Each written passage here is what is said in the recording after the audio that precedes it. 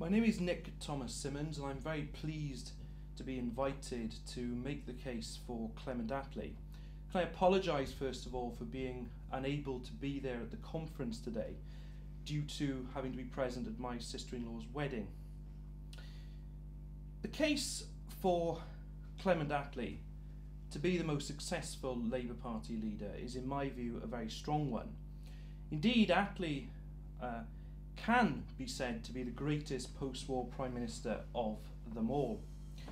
37 years after his death, in 2004, a University of Leeds and Ipsos Mori Commission poll of university academics rated Attlee as the 20th century's top Prime Minister with an average mark of 8.34 out of 10. And after all, the Labour Party's greatest achievements are the Attlee government's achievements. Between those years of 1945 and 1951, the government set about fulfilling its manifesto commitments efficiently. The creation of the welfare state, the founding of the British institution that is the National Health Service, and the Attlee government also set about the course of post-war British foreign policy, decolonising large swathes of the British Empire, including India, and forging a long-lasting relationship with the United States. The Attlee government set the course of the post-war consensus in British politics, and only two other peacetime 20th century British governments have shifted the political centre of gravity in the way the Attlee governments did. The New Liberal government of 1905 to 1915, and from the right, Margaret Thatcher's Conservative governments of 1979 to 1990. In his groundbreaking studies of leaders, the Pulitzer Prize-winning author James MacGregor Burns proposed a theory of transformational leadership. Its consequence, he said, was that new culture and value systems take the place of the old. It's interesting that MacGregor Burns counts Clement Attlee alongside Winston Churchill in what he calls the age of the Titans. One of 8 children, Clement Attlee was born on the 3rd of January 1883 into a professional middle-class background. His father, Henry Attlee, was an eminent solicitor who rose to become president of the Law Society. Attlee had a strict Victorian Anglican childhood that left him with a very enduring sense of Christian morality. He was always honest, straightforward, without a whiff of scandal in his personal life. He was not, however, left with a belief in God. He once famously said he believed in the ethics of Christianity, but not the mumbo-jumbo. He was a passionate monarchist, deeply attached to the British Crown. One of his earliest memories was Queen Victoria's Golden Jubilee in 1887. After an education at Haileybury College and at Oxford, he embarked on a legal career. But his life was actually changed in October 1905 when, as he put it in his own words, an event occurred which was destined to alter the whole course of my life. The occasion was a visit with his brother Lawrence to the Haileybury-sponsored Stepney Boys Club in London, set up to support the poorest in the East End. Attlee realised why the poor was so hated and became a socialist, recognising the effects of the social and political system on income distribution. He joined the Fabian Society and the Independent Labour Party. When the First World War began in 1914, Attlee's patriotism found its ultimate expression as he volunteered to serve long before conscription was introduced. He served at Gallipoli in 1915, and it's very indicative that when he was withdrawn from frontline service after contracting dysentery and placed on a hospital ship, he was given a choice about whether to return home or to be dropped off at Malta so that he could then rejoin the front line. Deeply committed, Attlee chose Malta in order to return quickly to Gallipoli. Later, he served in Mesopotamia, where he was hit by shrapnel, and twice in France, where he was struck by falling wood. When the armistice was signed on the 11th of November 1918, Attlee was in Wandsworth Hospital. A short distance away in Wandsworth Prison was his brother Tom, who had been a conscientious objector. That Attlee did not hold this against him is not only an indication of his deep affection for his brother, it was also an indication that he could compartmentalise his life, deal with one issue, put it at the back of his mind and move on to the next. A vital quality for any successful leader and Prime Minister. After the war, Attlee threw himself into political activity in London's East End and moved into a flat in Limehouse.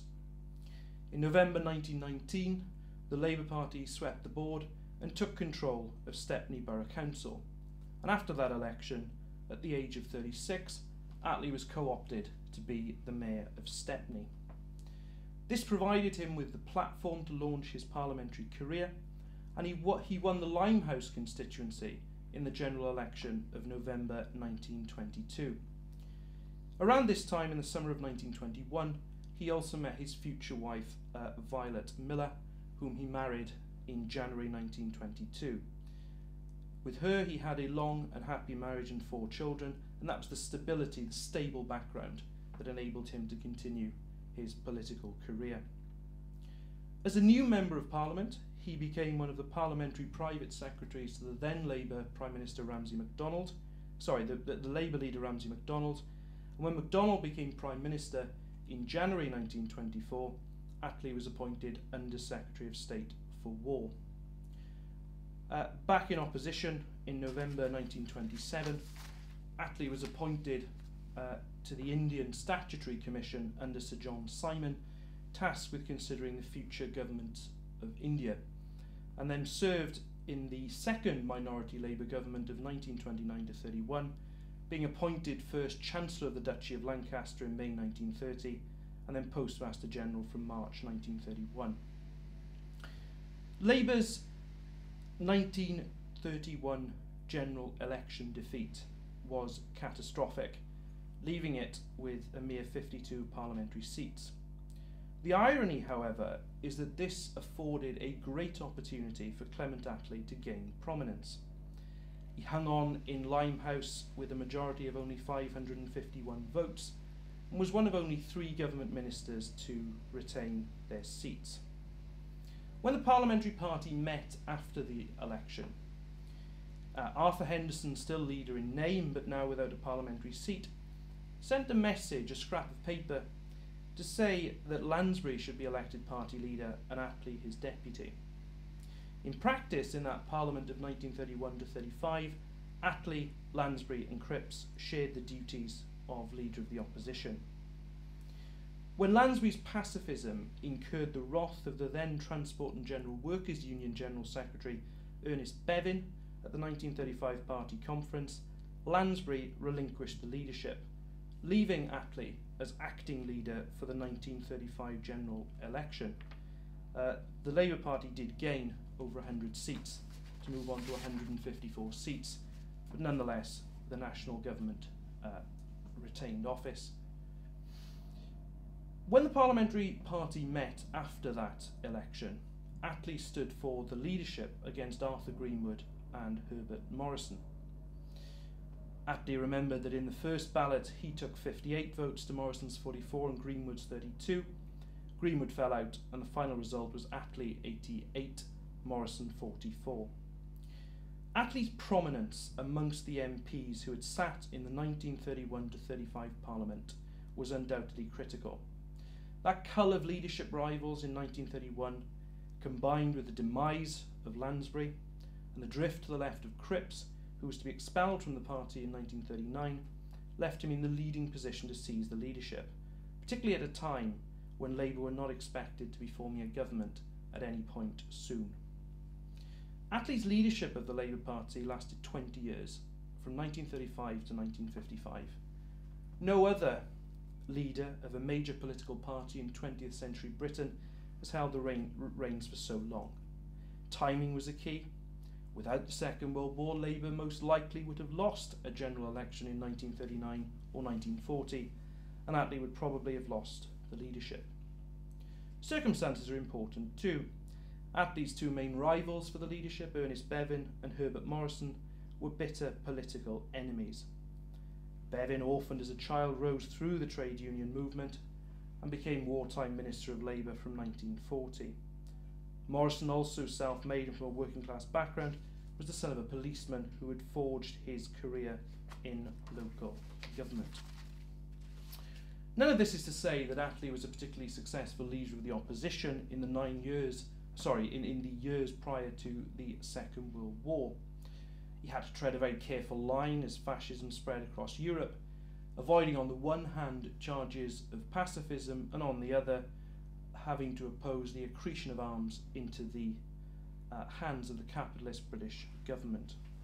His uninspiring compromise position was rearmament was necessary so as to be consistent with Britain's collective security responsibilities within the League of Nations. The issue of confidence in his leadership first rose in June 1939. Attlee was absent, having an operation from a National Executive Committee meeting. In the event, only Alan Wilkinson, a supporter of Herbert Morrison, abstained from supporting Attlee on the confidence motion, but it was a portent of things to come. In May 1940, when Churchill replaced Chamberlain as Prime Minister, Attlee joined the War Cabinet as Lord Privy Seal. He was a highly effective but unobtrusive member of the wartime coalition. He became Deputy Prime Minister, and in the later part of the war was also Chair of the Lord President's Committee, and that meant that he had a great deal of responsibility conducting government business and chaired cabinet as Churchill was increasingly abroad at international conferences. But that ability to efficiently conduct the business of government did not mean that Churchill saw Attlee as a threat to him in the post-war general election of 1945. The results were not declared until the 26th of July, owing to the logistics of collecting votes from service personnel still abroad. The forces had overwhelmingly backed the Labour Party, which won a Commons majority for the first time, winning a landslide 393 seats. Attlee may not have been personally responsible for the surge of left-wing feeling brought about by the Second World War, but he handled Churchill extremely well in the election campaign itself. The Prime Minister had declared that Labour would have to fall back on some kind of Gestapo, no doubt very humanely directed in the first instance. Attlee's response was quiet and firm. He wanted electors to understand how great was the difference between Winston Churchill, the great leader in War of the United Nation, and Mr. Churchill, the party leader of the Conservatives. Yet so close to being appointed Prime Minister, Attlee's leadership again came under threat. Days prior to the declaration of the results, Herbert Morrison penned a letter to Attlee, saying that if he was re-elected to Parliament, he would accept nomination for the leadership of the party. There was a precedent. John Robert Clines led the party in the 1922 election campaign, only for the Parliamentary Party to elect Ramsay MacDonald as its leader afterwards. And there was a meeting on the 26th of July 1945 at Transport House. Party Secretary Morgan Phillips, Ernest Bevin and Herbert Morrison met Attlee. With Morrison out of the room, Bevin told Attlee, "Clem, you go to the palace straight away." Bevin had strong views about the kind of leader he felt the party needed. He was suspicious of intensely personal leadership like that of MacDonald, and saw the Edwardian Liberal Prime Minister, Sir Henry Campbell Bannerman, as a more useful precedent, with, quote, his gift of holding a team of clever men together, unquote. Bevin's loyalty was also crucial. In the final leadership crisis of Attlee's reign in 1947, the pound-to-dollar convertibility clause in the American Loan Agreement of November 1945 was to prove a major problem when it came into effect on the 15th of July 1947, as it produced a drain on sterling, which precipitated an economic crisis and the eventual suspension of convertibility. Stafford Cripps, by then President of the Board of Trade, had conceived a plan that he, the Chancellor Hugh Dalton, and Herbert Morrison should go together to ask Attlee to resign in favour of Bevin to provide firmer leadership. Morrison did not agree and was not keen on a plot to topple Attlee in favour of Bevin, and when Cripps did eventually visit Attlee on the 9th of September, it was alone. The idea of Bevin becoming Prime Minister was put to Attlee, but Attlee was sure of Bevin's loyalty. He rang Bevin and asked if he wanted to change jobs. Bevan confirmed that he did not. As Attlee later put it, "If you had a good dog like Ernest Bevin, there is no point in barking yourself." The Parliamentary Labour Party was very united under Attlee's premiership. Conscious of the distance that backbenchers felt from the government of Ramsay MacDonald, Attlee established links between backbenchers and ministers with specific parliamentary party subject groups and a liaison committee, and as a gesture of goodwill, standing orders were suspended. Relations with the trade unions were similarly cordial, and on 28th of July 1945, 2 days after Attlee was appointed Prime Minister, he received a letter from the then TUC General Secretary Walter Citrine asking for closest cooperation between the trade unions and the government. That Citrine got. What was far less favourable to the Attlee governments was the attitude of the press, which was on the whole hostile. Though Attlee responded with a steely determination to get the job done, despite critical comments. In 1947, for example, he remarked, "We are not, I think, despite some prognostications in the newspapers, yet halfway through this Parliament, we intend to complete our programme." Now, any Prime Minister of any government coming to power in 1945, after the Second World War, was going to have a unique opportunity to affect post-war history.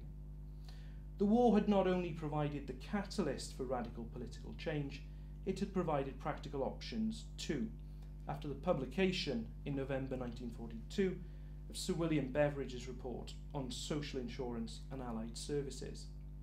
That said, the end of the war also presented enormous challenges.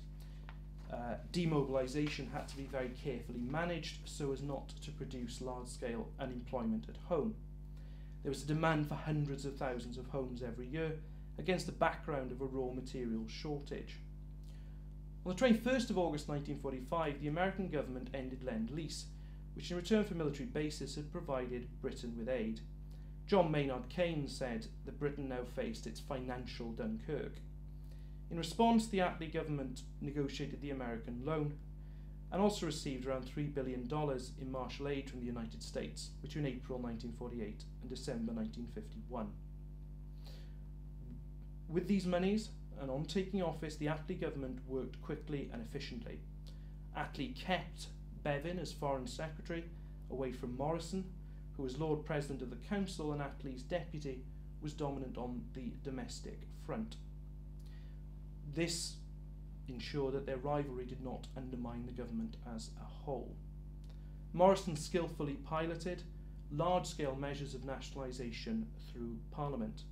The Bank of England was subject to public control, coal, cable, wireless, civil aviation were brought into public ownership, and utilities such as electricity and gas, and transportation. There was the welfare state, comprehensive sickness and employment cover in the 1946 National Insurance Act, and Attlee brought the creative best out of Aneurin Bevan, who had been a vocal critic of the wartime coalition, by appointing him Minister for Health and Housing. Attlee's role in this political activity from 1945 to 48 was to make the government work effectively. He saw his role as to find a consensus position in cabinet with little fuss. The essential quality, he said, of the Prime Minister is that he should be a good chairman, able to get others to work. The decision that he must take is not that a certain course should be followed, but that a decision must be come to. He put it even more pithily when he said, "Democracy means government by discussion, but it is only effective if you can stop people talking." Attlee's hands-off approach did have its drawbacks. He failed to mitigate the damaging coal shortage over the winter of 1946 to 47, when he left matters in the hands of Minister of Fuel and Power Manny Shimwell for too long. And that does raise a central question as to what extent the successes of the Attlee government can be credited to Attlee's leadership style. But the answer is that Attlee is entitled to as much credit for the successes as he is to criticism for the failures. Until his final months in office, Attlee managed his team of cabinet ministers highly effectively. They did quarrel, but until Bevan's resignation 6 months before the government left office, not to an extent that undermined the government. Greatness can be about getting the best out of other great men, and this Attlee did. But that is not to say that Attlee did not take on a greater responsibility, personally, in areas he thought particularly important. He deserves great credit for navigating his way towards Indian independence on the 15th of August 1947. Attlee's government dominated the battle of ideas in British politics. He was able to declare at the 1947 Labour Party conference that today there is no coherent alternative policy to Labour's in this country. Our opponents are bankrupt of ideas. The tactic of the Conservatives to return to power in 1951 was to accept many of the Labour changes. Rab Butler, looking at Labour's welfare state, remarked of the electorate, if they want that sort of thing, they can have it, but it will be under our auspices. Of course, the very success of the period 1945 to 48 brought its own problems. The completion of Labour's mission, to use the words of Richard Crossman, in that period opened up a new debate as to the direction the party should now go in. The widespread nationalisation left few credible candidates to be taken back into state control. The disagreement on future directions found an expression in the dispute that erupted between the new Chancellor Hugh Gaitskell, who had succeeded Cripps at the Treasury in October 1950, and Aneurin Bevan, who had been moved sideways as Minister of Labour in January 1951. The division was about much more than personal rivalry. With the outbreak of the Korean War, the United States had pushed Britain to increase its defence spending in response. And in 1951, Gaitskell allocated first 500 million, then 880 million, then 1,000 million for each of the next 3 years to a massively increased defence programme. Bevan attacked it on practical and political grounds. He was correct when he said that it was not possible to spend such large sums in the time envisaged, and was deeply concerned about what he perceived to be a move to aggressive militarism in American foreign policy beyond simply repelling the North Korean invaders. The increased defence spending also had the effect of making cuts elsewhere, and the charges Gaitskell were to introduce into the National Health Service to fill the financial, or to plug the financial gap, were estimated to bring in 13 million. Bevan was outraged that such a small sum was being raised in a budget of over 4,000 million at the price of the principle of healthcare free at the point of delivery. But his regular request for more money for the NHS had tried the patience of many cabinet colleagues. Attlee, in mitigation, was in hospital with a duodenal ulcer for a key part of the dispute, particularly on the 9th of April 1951, when there were 2 lengthy cabinet meetings to thrash out a compromise, though the key participants did visit his bedside. It's a shame that Attlee did not work harder to persuade Hugh Gaitskell to find an alternative into what reads as an insignificant amount of money. It had far-reaching consequences. Bevan's resignation from the government on 23rd of April 1951 was the first public symbol of disagreement at the top of the Labour Party on its direction in the post-war era. With a tiny majority of 5 at the 1950 general election, the 1951 general election and its timing was a severe test of Attlee's judgment. In this period, Labour and the Conservatives regularly took together over 90% of the popular vote, and the issue in the election, to use Attlee's words, was the way the Liberal cat jumps. Quite simply, by having one election quickly following another, the cash-strapped Liberals would not be able to run the same number of candidates. Therefore, what their voters did in the absence of a Liberal candidate was crucial. In the event, Attlee called the election for 25th of October 1951, and the Liberals, having run 475 candidates in 1950, only ran 109. Attlee's view was the Liberals tended in most areas to give 2 or 3 votes to the Conservatives for every one they gave to Labour. Why therefore did Attlee call the election at that time? His deep respect for the Crown, a feature throughout his life, was at play here. The King wanted the parliamentary position dealt with before he went on a trip to Australia, though in the event he was too ill to travel anyway. Not waiting a few more months meant that the Liberals had less time to find money for more candidates, and perhaps deprived Labour of the opportunity to take some credit as austerity was gradually lifted in the early 1950s. A further direct impact on the interest of the Labour Party in the 1950 and 1951 elections was the 1948 Representation of the People Act, which changed the electoral boundaries for Westminster and created a number of new constituencies favourable to the Conservatives. Indeed, in 1951, the Labour Party gained over 13.9 million votes, more in numerical terms than it had received before or since. Yet, despite gaining more votes than the Conservatives, lost the election through the vagaries of the system. Back in opposition after that, in his final 4 years as party leader, Attlee dealt with a dispute between Bevanites and Gateschalites and tried to maintain a sense of balance with his ultimate aim of keeping the party together. In 1955, he played a key role in preventing Aneurin Bevan's expulsion from the Labour Party, and Labour may have lost the general election of May 1955, but with the party having gone through such internal turmoil, a loss of only 18 seats is perhaps not such a discreditable achievement. Attlee has a strong claim to be the greatest Labour leader on statistical grounds. Longevity, if one takes political survival as a measure of success in itself, but the tiny parliamentary party he inherited as caretaker leader in 1935 had increased to 277 members by the time he resigned from the leadership in December 1955. There was the landslide victory of 1945. The number of Labour voters, as I've said, in the 1951 general election has not been surpassed. But for all that, Attlee's strongest claim to be Labour's most successful leader lies in what the government he led achieved, the way it changed the lives of ordinary people, the way it produced, to go back to the words of James MacGregor Burns, a change of culture and values for the post-war era. Attlee was not a celebrity as we understand the term today. He was quintessentially British, brisk, unfussy, reserved, proud of his country. His obituary in the Times said that much of what he did was memorable, very little that he said. And that is exactly how Attlee would have wanted to be remembered. Thank you very much.